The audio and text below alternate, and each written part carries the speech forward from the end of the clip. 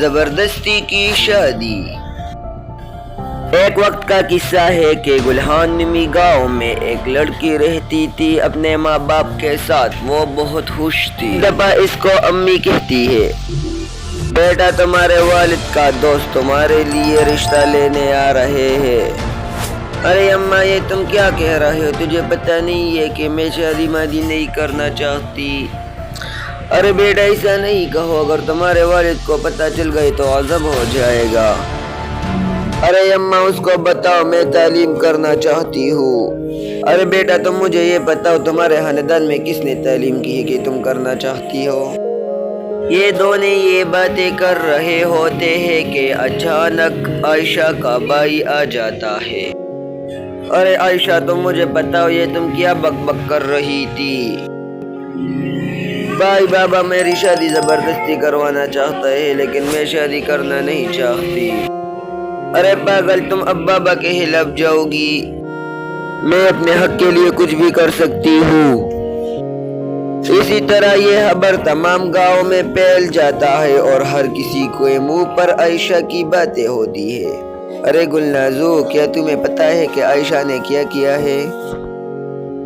نہیں، کیا کیا اس نے؟ وہ تو بہت اچھی لڑکی ہے۔ ارے وہ شادی کرنا نہیں چاہتی اور اپنے بابا کے خلاف جا رہی ہے۔ ارے اس نے تھوڑی سی تعلیم کیا حاصل کی کہ اپنی زندگی کے تمام فیصلے خود کرنے لگی ہے۔ جب ہم اس عمر کے ہوتے تھے اپنے بابا کے ساتھ بات کرنے میں بھی ڈر لگتا تھا، اور آج کل کی لڑکیاں توبہ توبہ۔ اسی طرح یہ خبر تمام گاؤں میں پھیل جاتا ہے اور عائشہ کے پاپا کو بھی پتہ چلتا ہے۔ وہ عائشہ کے پاس آتا ہے۔ ارے بابا کیا ہوا؟ اتنے غصے میں کیوں ہو؟ ارے جو ذلیل حرکت تم نے کی ہے اس پر میں غصہ بھی نہ کروں کیا؟ بابا میں تو صرف تعلیم کرنا چاہتی ہوں۔ اور کیا کیا ہے میں نے؟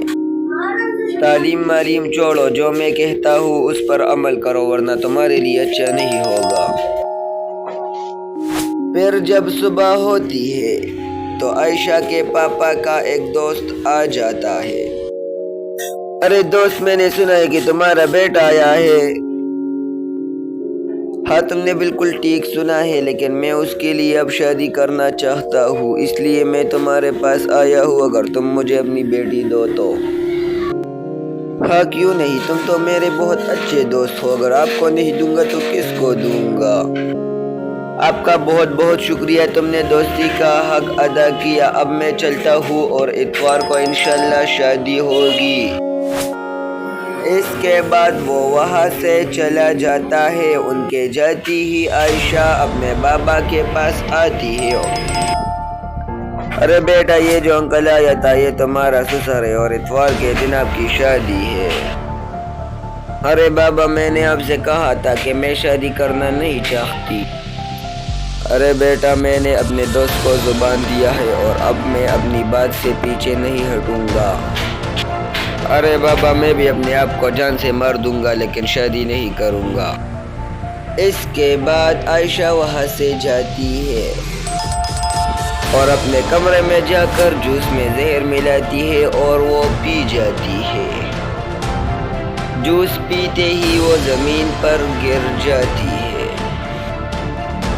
یہ سب عائشہ کے پاپا دیکھتا ہے تو بہت روتا ہے اور افسوس کرتا ہے کہ یہ میں نے کیا کیا۔ اس کہانی سے ہمیں کیا سبق ملتا ہے کمنٹ میں ضرور بتائیں۔